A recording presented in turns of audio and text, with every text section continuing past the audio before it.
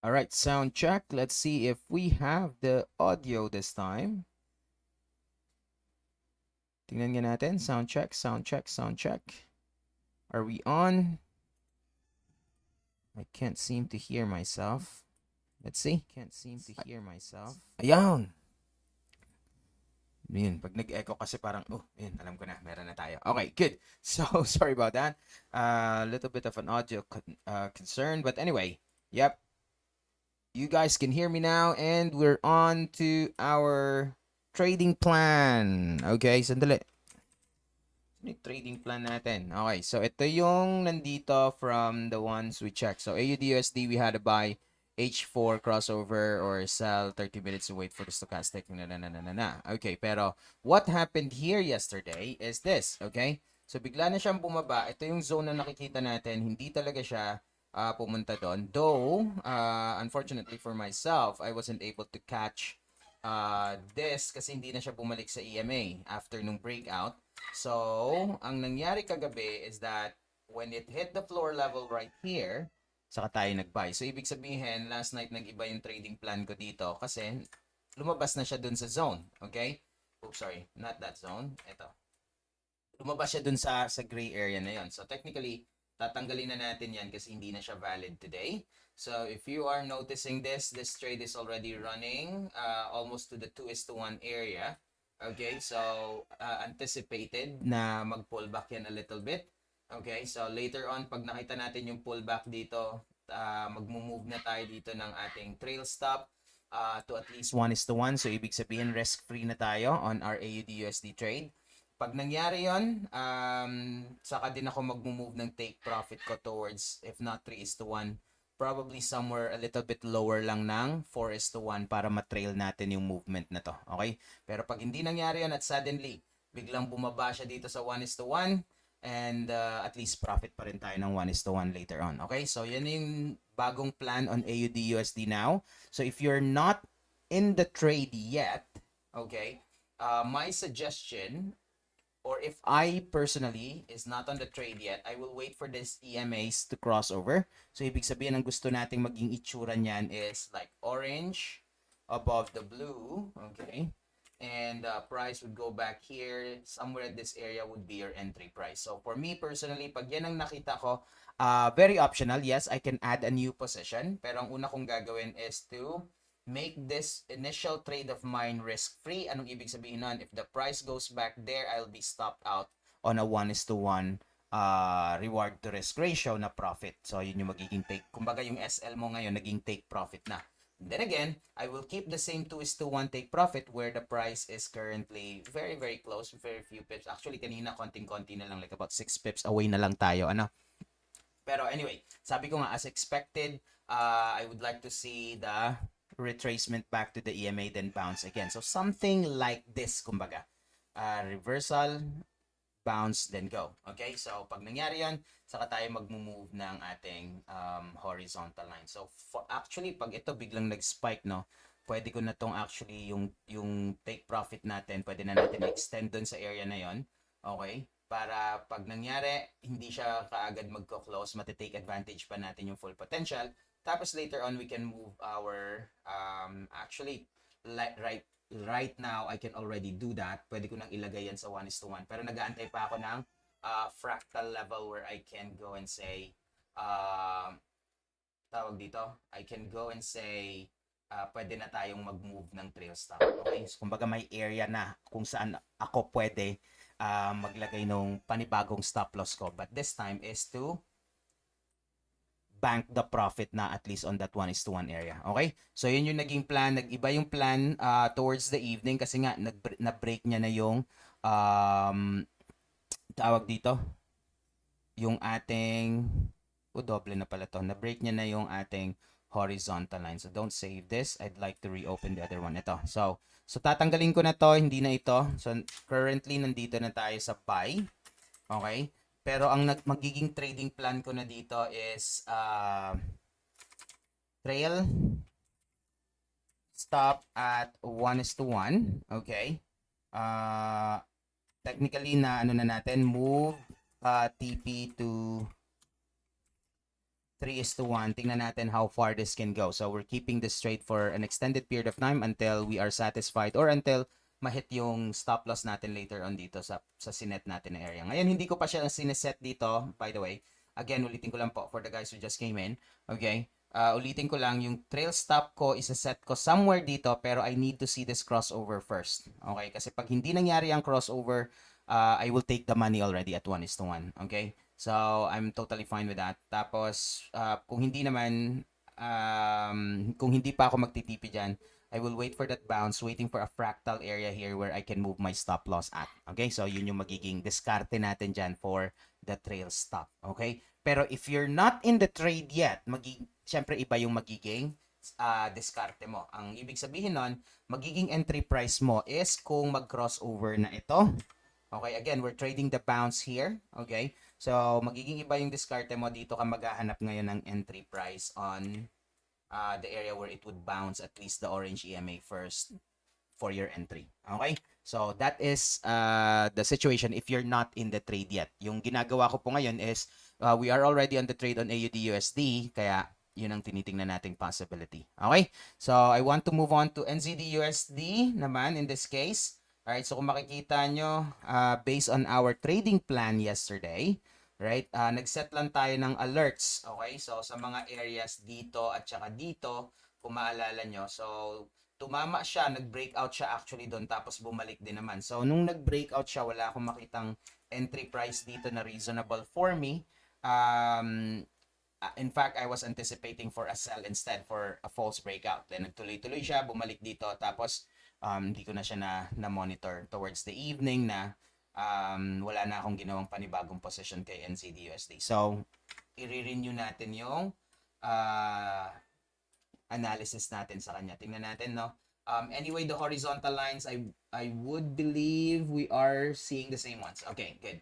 We still have the same ones. There's no need to adjust the support and resistance levels. So, ibig sabihin, kung bullish ang ina-anticipate natin, ang pinakamagandang entry was somewhere here, pero malayo na tayo dyan. Ibig sabihin, we want the price to go back down there. So, meron tayong buy. Okay? So, from here, very, very little room na lang tayo for buying. And this is looking like it can be a head and shoulder pattern after it reached the ceiling tapos bababa. Right? So, tingnan natin, no? Sa akin, balik ako dun sa idea of looking for that position when it hit the resistance ulit. Okay, so unfortunately, wala tayong position dyan from yesterday. So, today, if I'll be available when this alert goes off, ibig sabihin, I'll be looking for a sell if the price stays below. And kung mag-breakout naman siya, meron tayong room for buying as well. So, tingnan natin. H1 is not really looking good as far as a potential breakout is concerned. Pero almost identical ito sa what happened yesterday. So, nung nag-breakout nga siya kako, pwede na tayo maghanap ng buy dito tapos hindi ko na to na-monitor. So, that's totally fine. Sabi nga natin, hindi mo talaga makakatch lahat ng movement sa market, especially if you're doing something else too, right? Diba?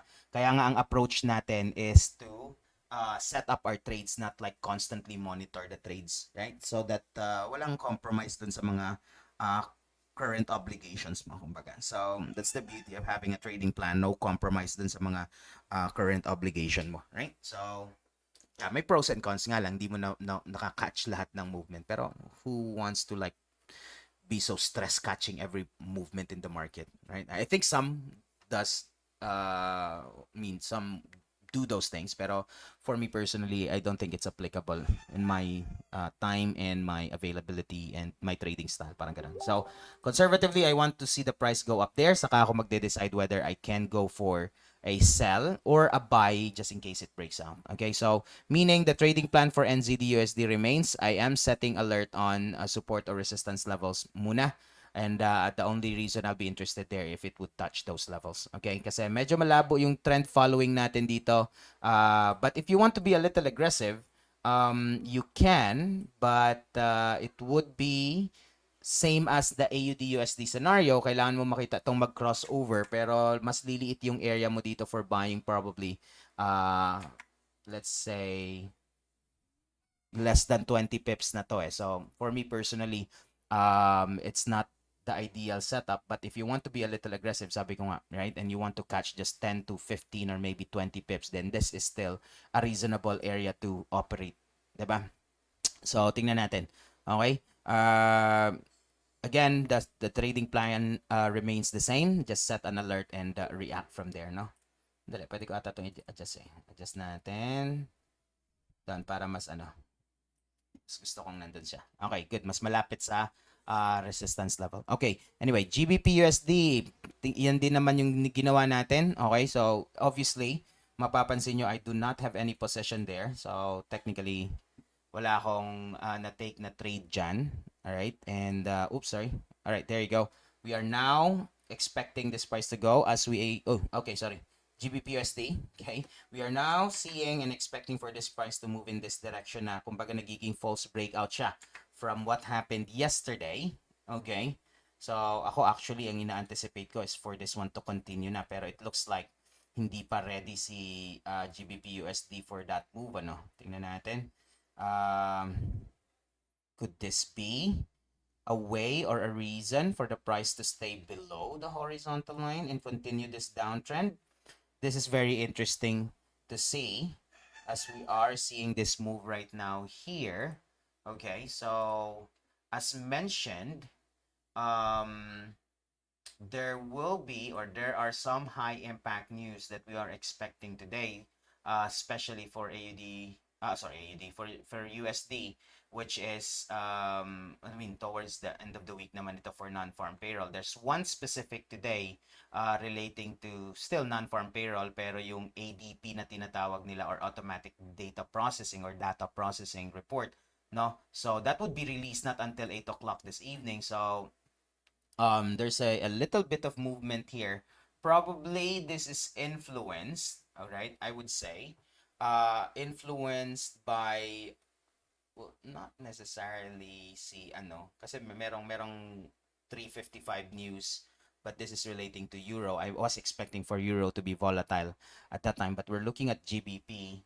So yeah, I think I'm thinking wrong dun sa part na yan about a high impact news impacting this move right now. So it could be just a little pullback. All right, so let's reassess this. But this is looking good for a potential breakout, by the way. Yeah, this is really looking good for a potential breakout. Kasi ito yung breakout, pullback, tapos umakyat siya dyan. So, baka bumalik siya ulit dito. Yun yung nakikita ko ha. But if that won't happen, then mag-aabang tayo ng buy papunta doon. Either way, we have a reasonable room for trading. It's just that if you want to be conservative, you could probably have a zone on GBP USD here. So, parang itong area na to, ayaw mong mag-sell dito tapos biglang mangyari ito, right? Though there was a time na nag-breakout talaga siya dito for about, let's say, from that zone, about another 34 pips. So, well, though we're seeing hesitation here now, okay, so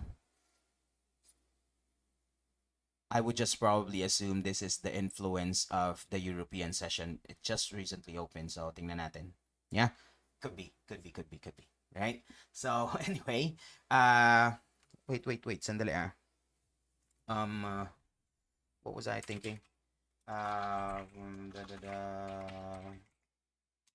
got very interested to look into this. Sandali lang ah.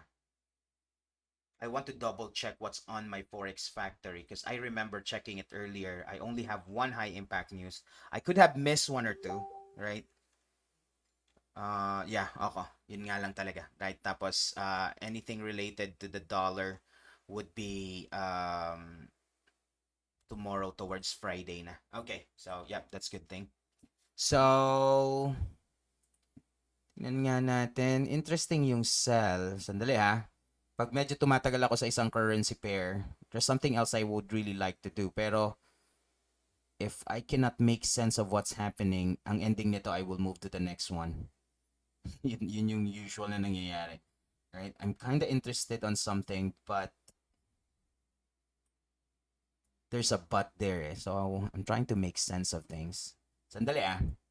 Because I really want to go for a buy, but the sell opportunity here for this bearish engulfing pattern is really screaming and saying, you want to consider me. Pero kasi we have a zone here. The last shooting star did not even like go through.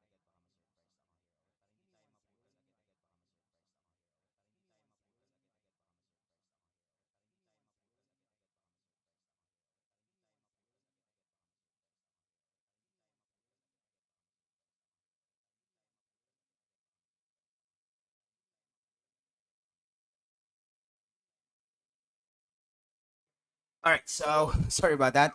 I just needed to make sure the genset is on para hindi tayo ma-disconnect. Needed to make sure the genset is on para hindi tayo ma-disconnect. Needed to make sure the genset is on para hindi tayo ma-disconnect. Okay. So sabi ko nga from here, we need to make sure that from here, strong price action or a price action reference for our entry as long as the price stays above 1.0008. Okay. So do we have something like that on the 15 minutes? This is interesting bounce right here. Medyo breakout siya dito. Oh, sorry. This is a little bit irrelevant for us. Okay. Tinanggal ko lang yung stochastic as... Oh, wait. Sorry. I think it is relevant to what we're seeing. Sunod yung message, ah.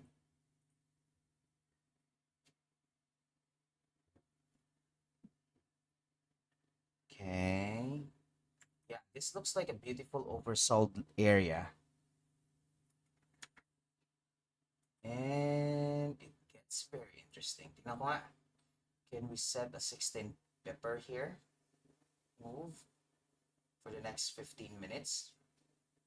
I love to see this happen. Tapos, the oversold will be here. Sandali ah. The Euro US is looking very interesting for at least 1:1. Okay. If I move my entry price a little higher, sandali ah. If I move this entry price towards the EMA talaga, will I still have 1:1? Will I still have 1:1? Not really, no. Okay. Have about 7 minutes there left.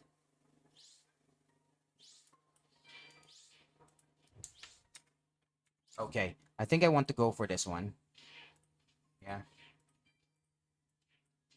Okay, 1.0023 is our entry price, and 1.0004 would be our stop loss. Let's have a 1:1 on this one. Let's see if it moves in our favor. Within this period, no? Itong time lang na to pag spike niya papunta doon. So, definitely it won't accept my, assumingly, 10:30 na stop na expiry. Hindi niya natatanggapin yung may expiry kasi masyado ng close of the bar. So, pero anyway, sige. Tingnan natin yan. If that price can go, that's what I'm seeing here. Okay? So, again, I'm not trading based on the EMAs, okay? I'm trading based on the bounce of the floor level. Then I saw that this is an oversold level, anticipating for this short-term sideways move, okay? So if you find this position a little aggressive, again, no one is forced to take any trade that we're discussing here. Please apply trader's discretion. And please make sure you understand the position you are taking, okay? So we're very, very close to that entry price. Let's see if it gets triggered or not. Anyway, yun yung trading plan natin. So, ibig sabihin, I'm seeing a breakout of the previous bar there. That's a reasonable price action reference for my entry there. So, that's what I want to do. Okay? Dali lang. I'm curious back on the AUD-USD setup if we can move. Yun, there you go. Ito na yung sinasabi ko. A little bit of a bounce here, pero hindi pa naman nagko-crossover. We don't have that fractal yet, so I don't see any reason to move my stop loss yet. But if you want to be conservative on this type of situation, looking at this low, you can already set that for a floor there. Pero wala pa kasing fractal eh. I would love to see a fractal na parang, let's say, assuming na parang ganito, crossover, tapos naging fractal siya. So, ibig sabihin, ito na yung highest of the lows here so far. So, yan yung magiging reference ko for moving my stop loss, okay? Or trail stop, kumbaga. So, tingnan natin. Balikan ko na lang yan mamaya. Alright, USD CAD. What was the plan for USD CAD? Let's see here. Sell at market. Oh, yun. Oo. Stop out tayo dito kahapon. Sorry. We went on sell at market here. Hindi talaga siya umabot ng 1:1. Kasi nilagay ko yung stop loss ko dito. So, ibig sabihin, by reward to risk ratio, my take profit was somewhere here. So, 1:1, hindi tumama yung 1:1 natin. We were anticipating for the price to go in that direction. Ayun na nga. Buti na lang may stop loss tayo. Kundi, mas malaki yung loss na na-experience natin kasi pumunta siya doon. So, good thing about having a stop loss is your account is protected of not losing more than you intend to lose. Alright? So, yun yung na-experience natin right now. And, tingnan natin, no? Meron pa ba tayong possible entry this time? Okay. So, let's see. May possible entry ba? That's on the 1 hourly chart. We're actually in the middle of this zone. It's, parang mas interesado ako kung itutuloy niya tong uptrend na to. Parang mas interesado ako sa ganitong pattern. I'm not sure, no? Let me know what you think, okay? I'm not sure if this is okay to you or you're kind of following this analysis so far, but let me know on the comment section or you can send me a message directly.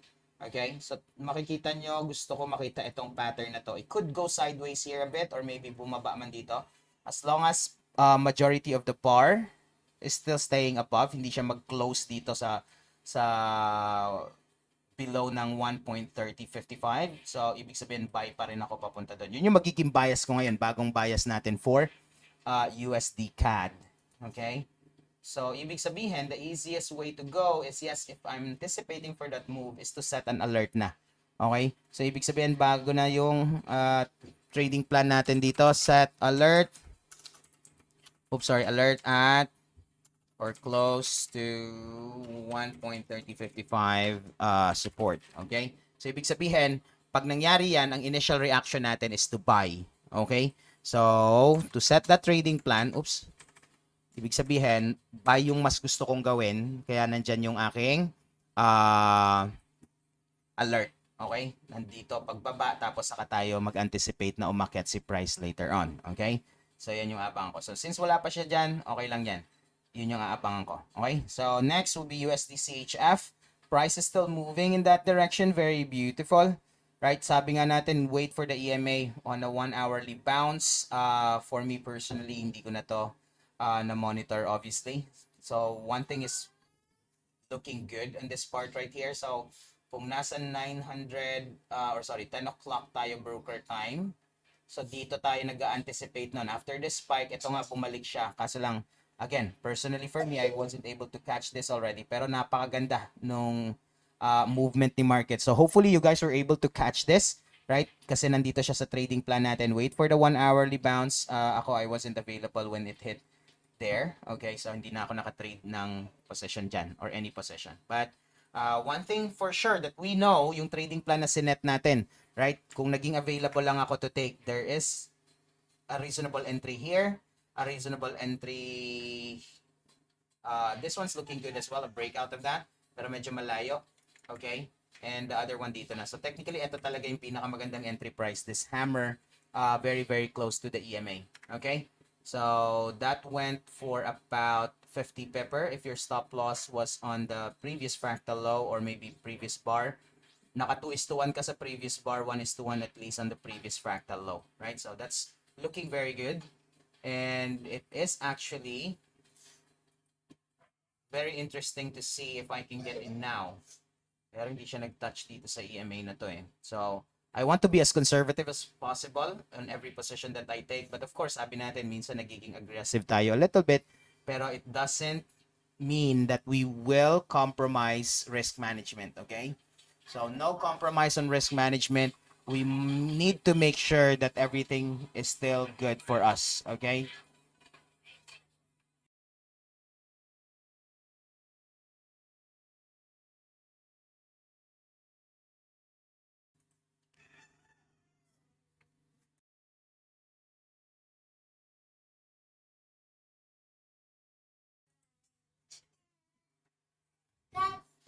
Dollar yen. Okay. Oh, sorry. Moving on to dollar yen na ha. Okay. So dollar yen.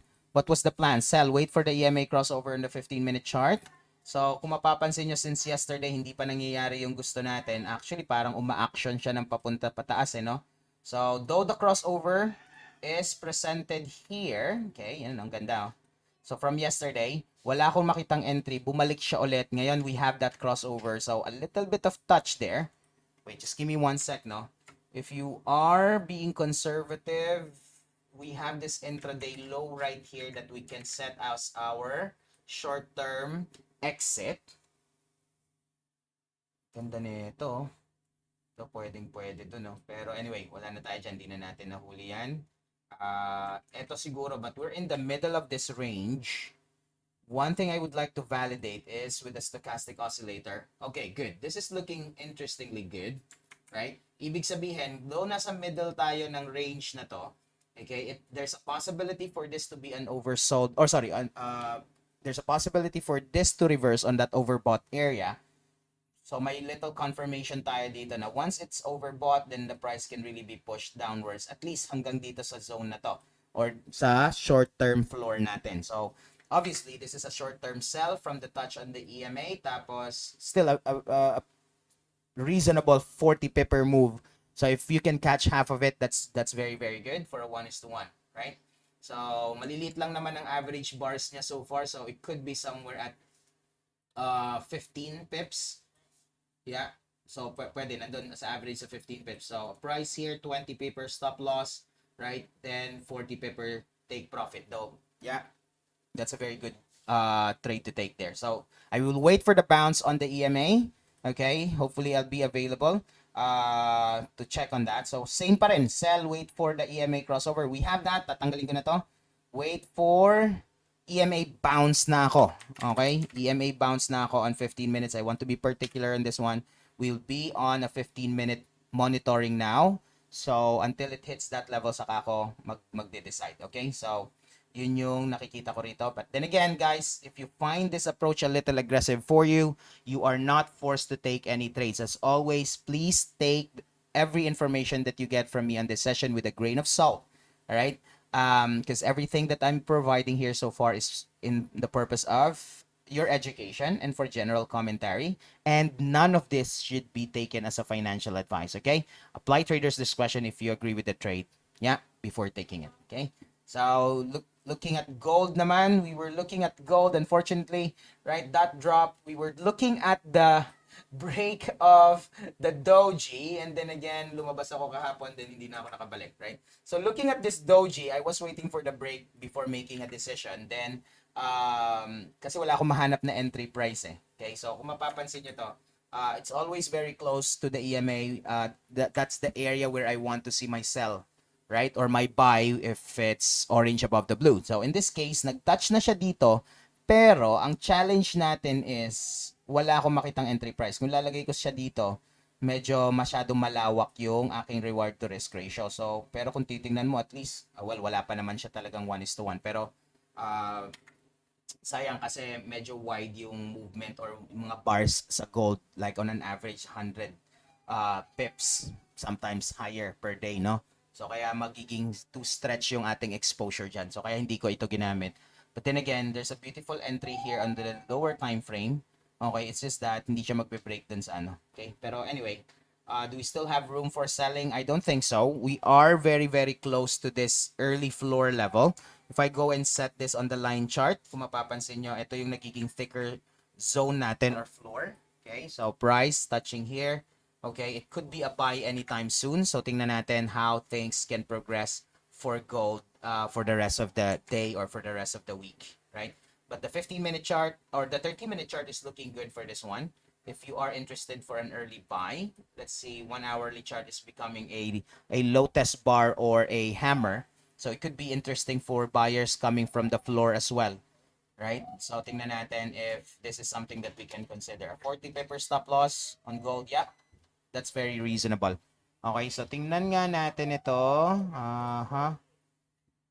Let me see here.